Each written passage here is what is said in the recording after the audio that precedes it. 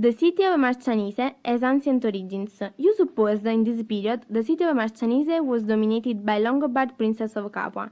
In Roman and pre-Roman period, the territory was already inhabited by Greeks, Samnites, and Etruscans. The Polis was an history professor who argued the Roman origin of Marcianise.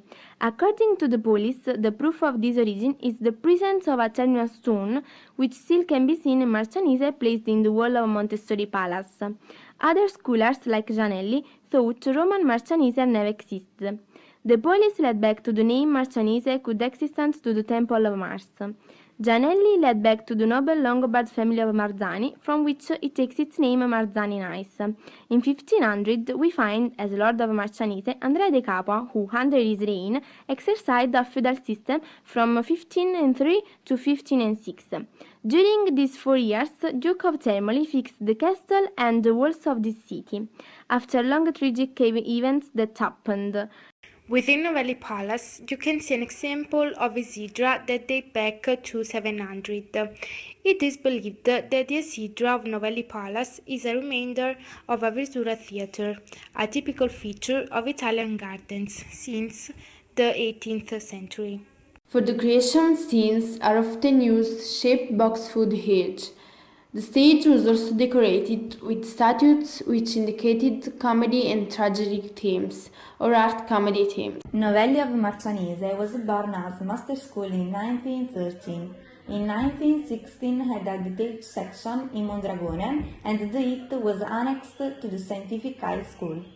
The institute is situated in the Novelli building, of Baroque origin from the beginning. The foundation has always had a strong connection with the country, organizing public events and cultural activities. In 1987 it was a new address.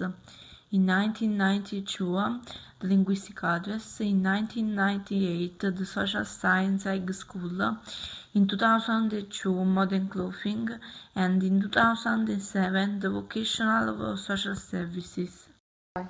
King Umberto I Square is the place where people can meet with their friends to chat, to ask for advice, or just to have a coffee, a drink, or an ice cream.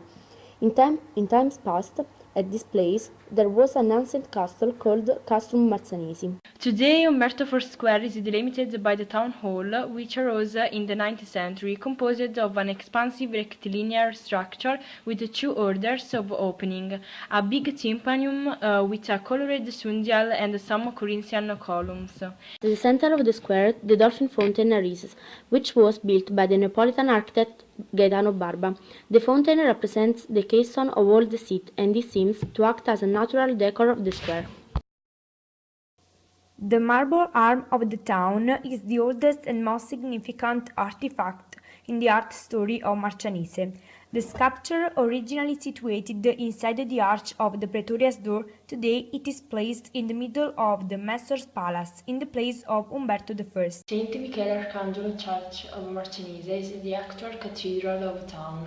It probably dates back to the 5th century.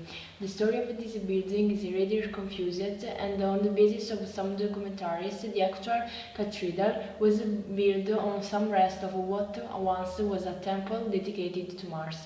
The building is situated in the center of the town and is formed by 3 naves with 3 chapels that open on each side. The church has several paintings from 16th and 17th century. In particular, in the center of the nave there is a 16th century painting that portrays Saint Michele. The origins of the Church Lady of the Annunciation aren't clear yet. It is thought to have arisen from a hospital built in the middle of the 14th century called the Holy House. The church was built thanks to private funding to the confraternity of a chapel consecrated to St. John.